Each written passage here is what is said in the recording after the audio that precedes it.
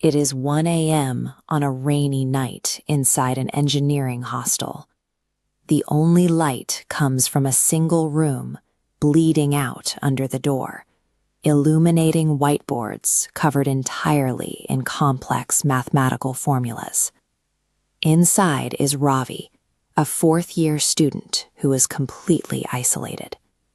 He recently failed a crucial placement interview with the major tech firm Hypotenuse Technologies, and he is frantically studying to make sure he doesn't fail the next one.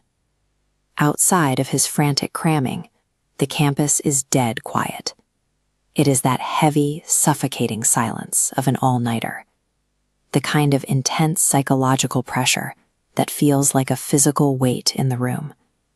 Then, a heavy thud echoes in the corridor. It is followed by the sound of dragging, scraping across the floor, and a low, animalistic growl. The psychological weight of the syllabus has been replaced by a physical one. Whatever is standing on the other side of that thin wooden door has turned Ravi's sanctuary into a trap. Ravi opens his door to an empty hallway lit by a single failing fluorescent tube. On the cracked tiles, a thick, dark red line of blood snakes its way directly toward the communal bathrooms. He follows the trail. Inside, he finds his friend and cricket teammate, Virat. But Virat is unrecognizable. He is hunched over a first-year student, violently tearing into the younger boy's neck with his teeth. Ravi scrambles backward, sprints to his room, and throws the deadbolt. A second later, his phone lights up with 500 frantic messages flooding the hostel WhatsApp group. These messages piece together the night's events. At a pre-placement party, the college toppers, represented by central hubs, were served a concentrated biological serum. Acting within minutes, it forces hosts into predatory aggression, targeting uninfected students and rapidly multiplying the number of hosts across the campus network. The virus essentially weaponized the existing campus hierarchy.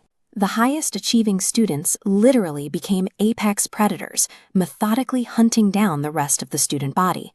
Suddenly, the grid fails. The entire building drops into pitch black, and cell service vanishes. Ravi is left completely blind, guided only by the cold blue light of his laptop screen.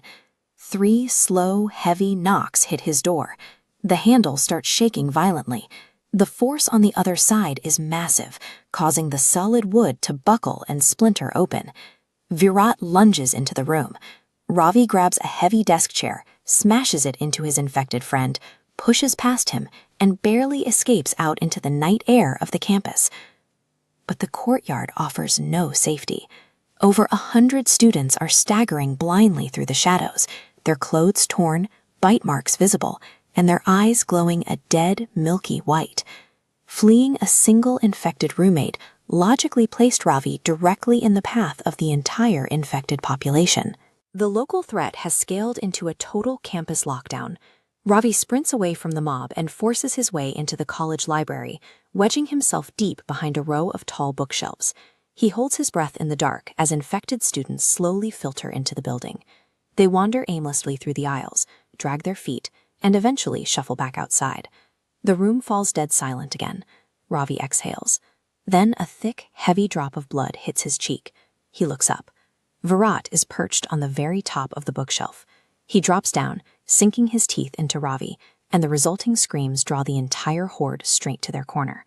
When Ravi finally opens his eyes, they hold that same dead white stare. The academic sanctuary is gone, and the Indian Institute of Innovation has fallen to the infected. This entire sequence is the inciting incident for the upcoming horror comedy film IIZ, Indian Institute of Zombies. The mechanics of this outbreak were designed by the writers behind massive streaming hits like Dindora, Taza Kabar, and Farzi. They take a serious biological threat and crash it directly into the chaotic reality of Indian college life. The survival tactics the remaining students use are built on the same logic students use to survive engineering exams. IIZ is a stress test to see if engineering students can survive an apocalypse.